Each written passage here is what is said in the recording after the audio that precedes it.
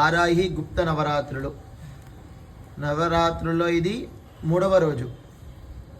మొదటి రోజు వారాహి అమ్మవారు, నిన్న అస్త్రవారాహి, ఈరోజు బృహత్వారాహి.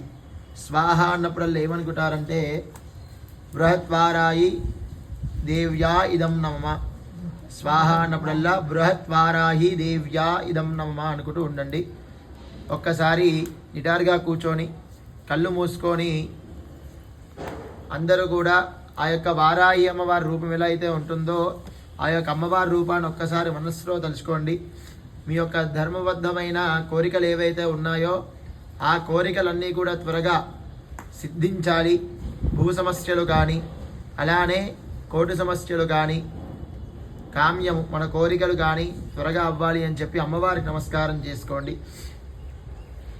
ఓం మేఘశ్యామరుచిం మనోహరకుచాం నేత్రత్రయోద్భాసితాం కోలాస్యాం శేఖరాం అచలయాదంష్టాతలే శోభితాం బిభ్రాణాం స్వకరాంబుజైరసితరాం చర్మాసి పాశం శృణీం వారాహీమనుచింతయేత్ దయపరారూఢాం శుభాలంకృతిం दुर्गे कात्यायनी देवी शाम्भवी शङ्करप्रिये मया भक्त्या कृतां पूजां गृहाण त्वं सुरेश्वरी.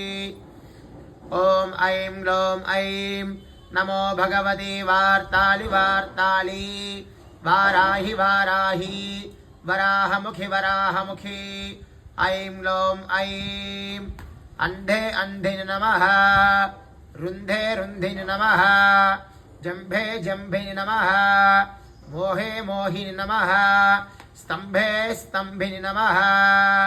ऐं ग्लौं ऐं सर्वदुष्टप्रदुष्टानां सर्वेषां सर्ववाक्चित्तचतुर्मुखगतिक्वा स्तम्भनं कुरु शीघ्रं वश्यं कुरु.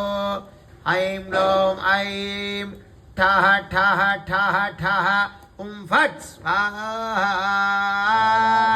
वाराही देव्या इदं नमः.